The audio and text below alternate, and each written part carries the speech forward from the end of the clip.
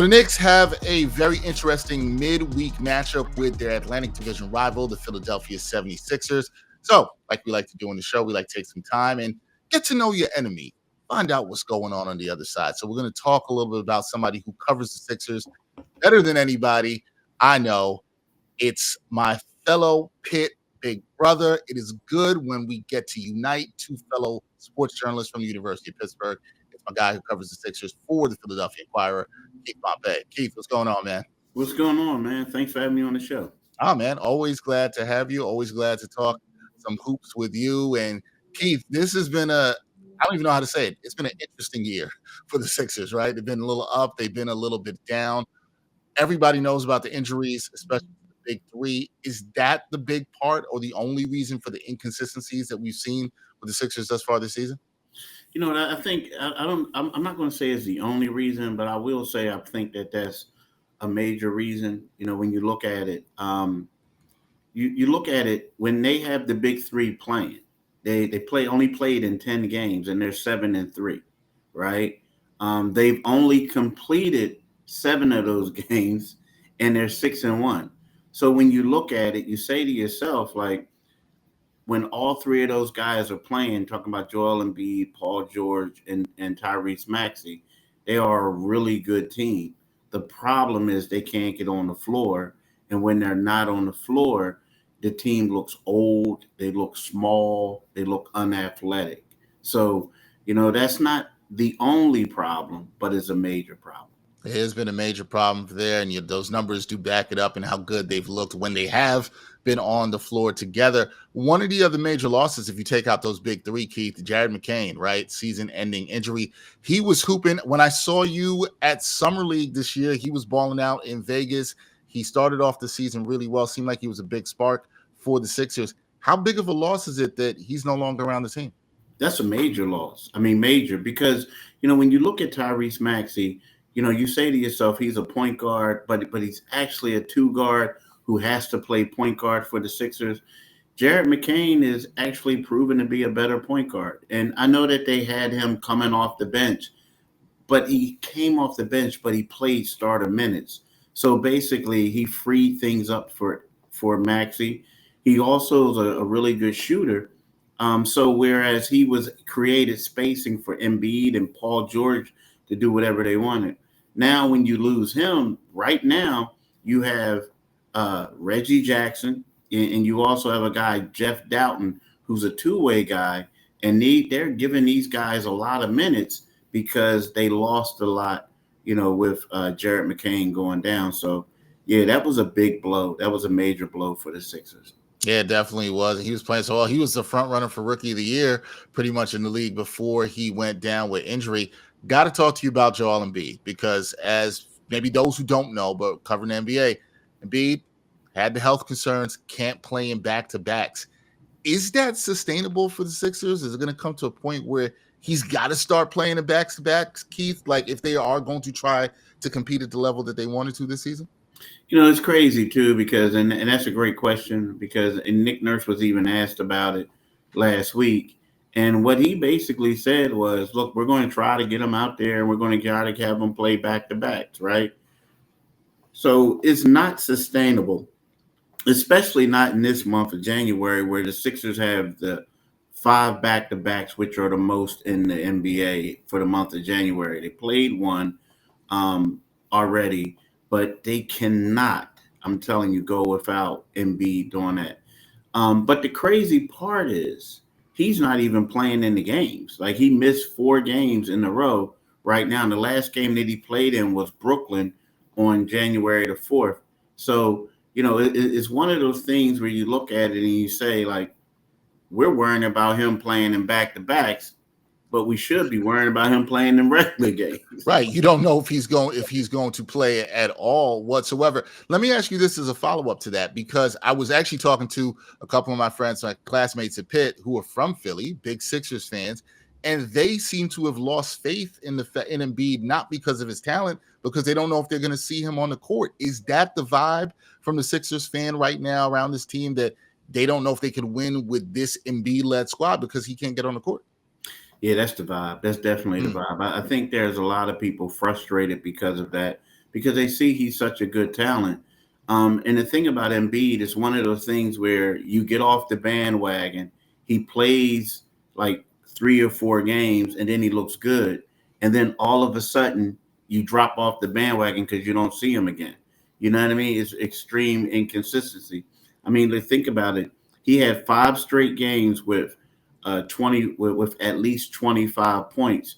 Well, in Hmm. those games, he actually averaged 30 points. But then next thing you know, he doesn't play again. So yeah, that's where the frustration is, and a lot of people are jumping on the bandwagon because although he's a great player, you don't know whenever he's going to play. He's extremely inconsistent. So yes, it's great to have a Lamborghini in the garage, but if you can only drive it twice a month, do That's you, no fun. yeah, you rather have the Toyota. Right, right. That's You know? reliable. That's going to get you to where you want to go. Not, not saying the cars are the same, but I understand Yeah, the point. I understand the point yeah. that you're making there. With that being said, just to let everybody know, the time we're recording this is after the Knicks played the Bucks Sunday and the Sixers played the Magic. They lost to the Magic on Sunday. Sixers played the Thunder on Tuesday back in Philly. Then they have a back-to-back with the Knicks on Wednesday, the game that we're previewing here. We don't even know if we're going to see Joel Embiid for that one, correct? Yeah, correct. But the one thing I will say that game is a nationally televised game, Right. and typically the league pushes hard for those players to play. So if he had to split between the two, I would think that he would. I would think that he would play that game as opposed to playing in Oklahoma City. Gotcha. That's just me. If the league stepped in.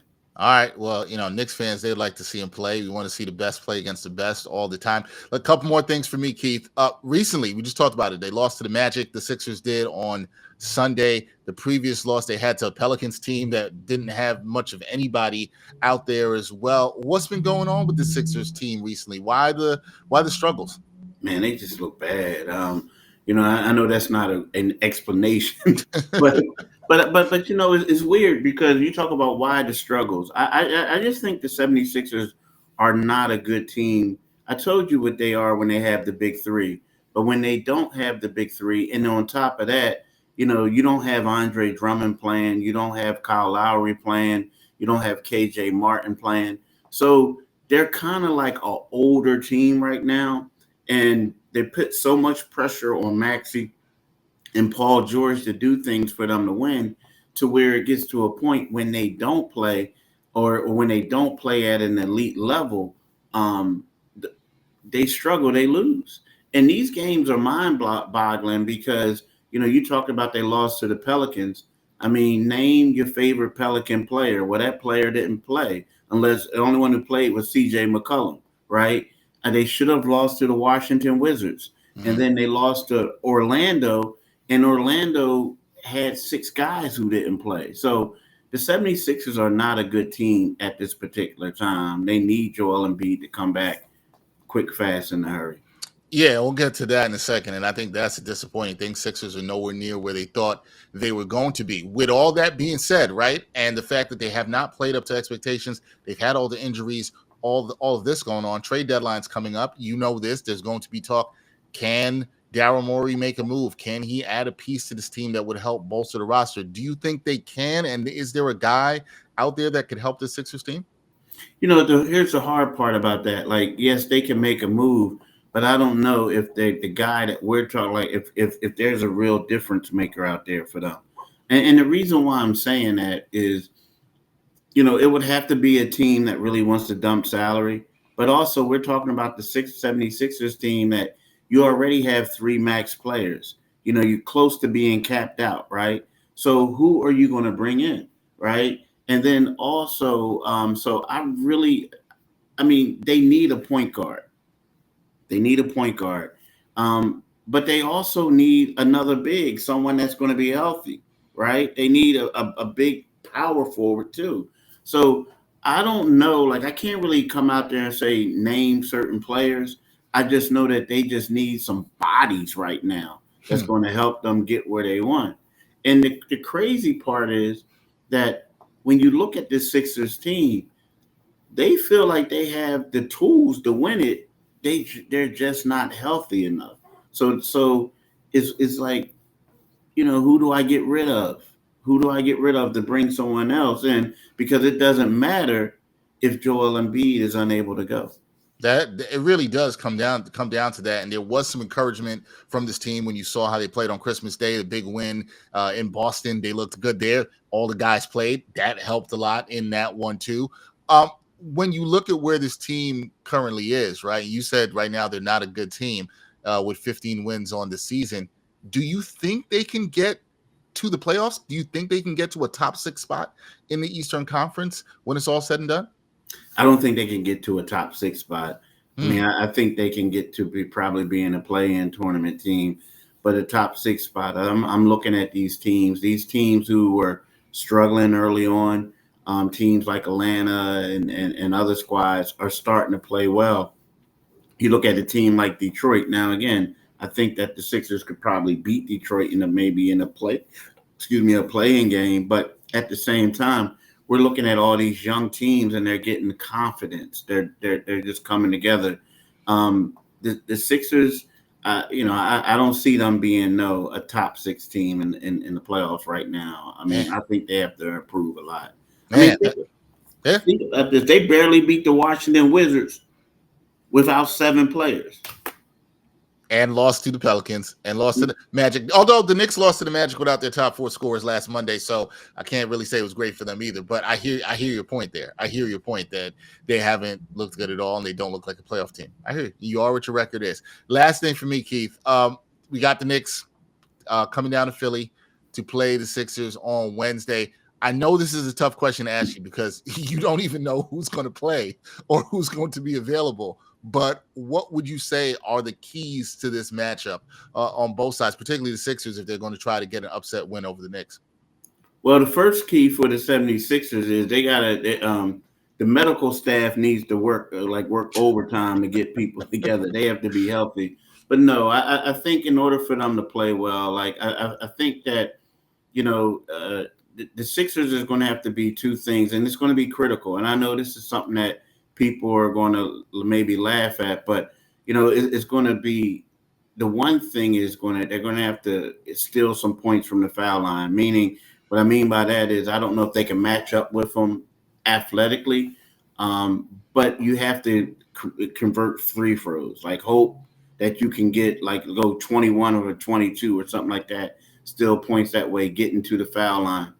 Secondly, I think rebounding is going to have to be key, and then perimeter defense. Like these are the rebounding aspect is it seems like whenever you look at the Sixers losses, the first thing you look at is let me see how they were comparing to the other team as far as rebounds.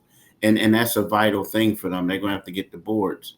And perimeter defense, they struggled in that area. I mean, they're just enabling teams to just get wide open threes and do whatever they want to them. So I feel like, they have to make sure all those other things that they do, like rebounding, perimeter D, and try to get to the free throw line and convert it.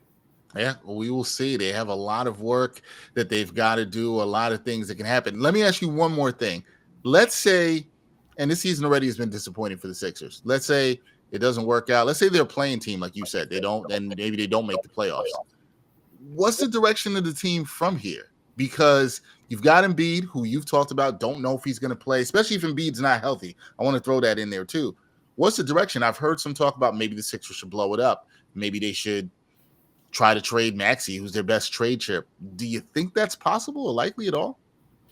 I think they would be foolish to trade Maxey. I'll Hmm. be quite honest with you. If you trade Maxey and you keep the other 2, I think that's setting you back big time for the future.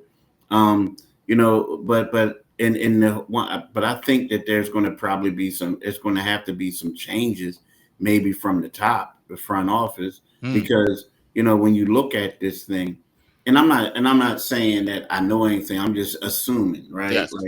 And the Don't reason, aggregate, Keith. yeah, Please don't do yeah, that. don't aggregate. Don't do And I that. mean, the reason why I'm saying this is because when you look at it, Paul George has not been the player that everybody expected him to be, but you gave him 4 years, $212 million. Joel Embiid has only played in 13 games. but yet and still you gave him 190 something million extension. So when you look at it, people are going to look at it and say Daryl Morey is the person that set this team back for years. And when we talk about the only trade chip that you have, like you said, is Tyrese Maxey. So you set the team back, but now you're going to get rid of the future. Right. So then we got to rebuild again. And then you have two guys that, you could probably trade them, but are you really going to get something of like equal value for them right now? You're not. So to me, it's like, you can try to blow the team up, but all you're doing is rebuilding. But we look at it, I feel like if this doesn't work out, people are going to look at Daryl Morey and say, bruh, you set this franchise back big time.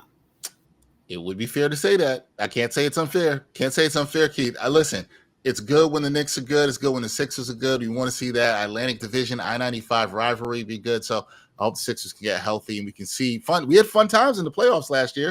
It was for the Knicks, not fun for the Sixers fans, but it was fun. And it should be, hopefully, if Embiid plays, it could be a good one on Wednesday night.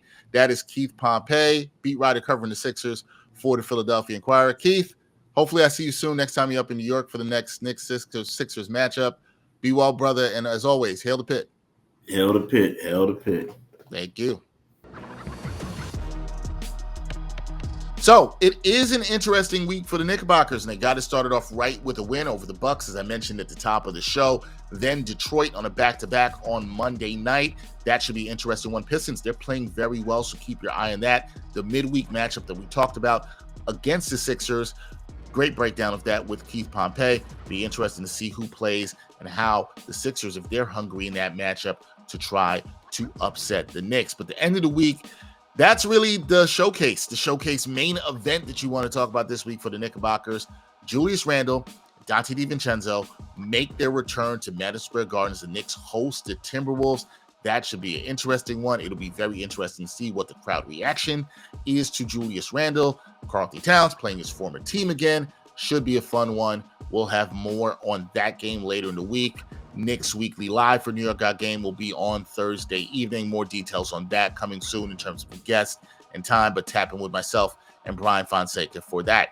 We're going to wrap things up here. I want to thank my guest, Gerard Hector of True Hoop. Great job breaking down the Knicks, and my guy, Pitt alum Keith Pompey of the Philadelphia Inquirer, helping us preview that Knicks-Sixers matchup. Also got to thank the people that make this show possible. My editor, Antonio Oliveris Nicole, production assistant, Jeff Stansberry. Appreciate you both. I'm Dexter Henry. Time to bounce. We'll catch you next week on another edition of New York Got Game.